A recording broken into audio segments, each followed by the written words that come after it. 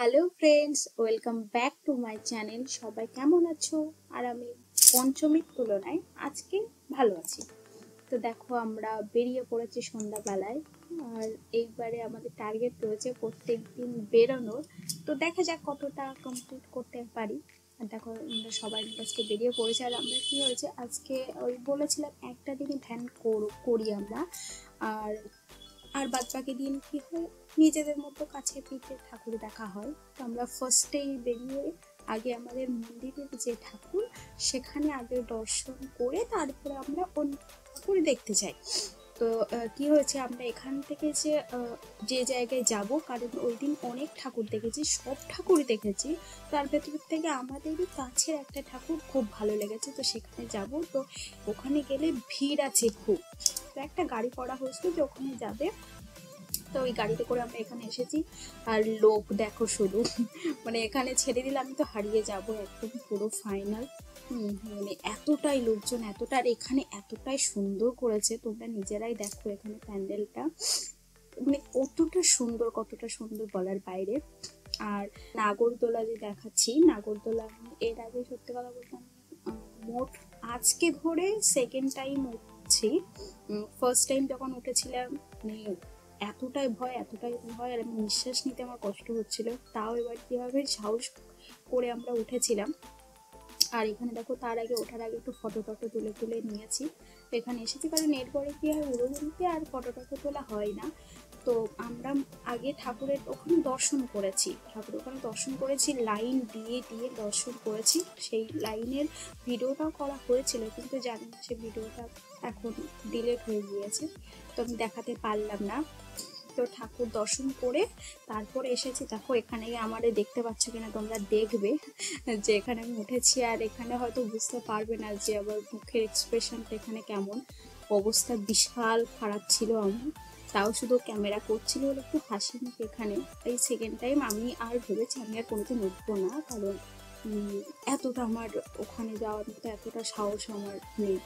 অবস্থা খুব উপরে যেয়ে আমার নিঃশ্বাস নিতে কষ্ট হয়, আর যখন নামলে তো আরো কষ্ট হয়।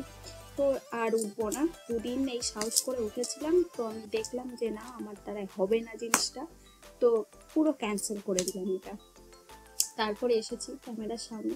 তো কে নামার পরও একটা খুশি যে না, আমি উঠেছি, দেখো আমি পেরেছি জয় করতে। তো এখানে এসে একটু ডান্স টান্সও করছিলাম। তারপরে কি হবে, এই যে যে ঠাকুর মায়ের যে ভিডিওটা দিলাম, তো প্যান্ডেলটা জাস্ট অসাধারণ। আমি এখানেই মনে হয় থাকি, এতটাই সুন্দর করেছে। এত লোক পুরো বলার মতো হবে। এখনো তো বাকি কটা দিন রয়েছে, তাহলে ওই কটা দিনে কতটা ভিড় হবে, মানে তো ভাবাই যাচ্ছে। তারপরে কি হচ্ছে, আমরা এখানে এসে যে না খেলে কিছু হয় বলো। তো আমরা সবাই মিলে আগে দোকানের বাইরে থেকেই ডিসাইড করলাম কে কি খাবে। তো বিরিয়ানি দেখেছি, বিরিয়ানি লাভার বলে কথা।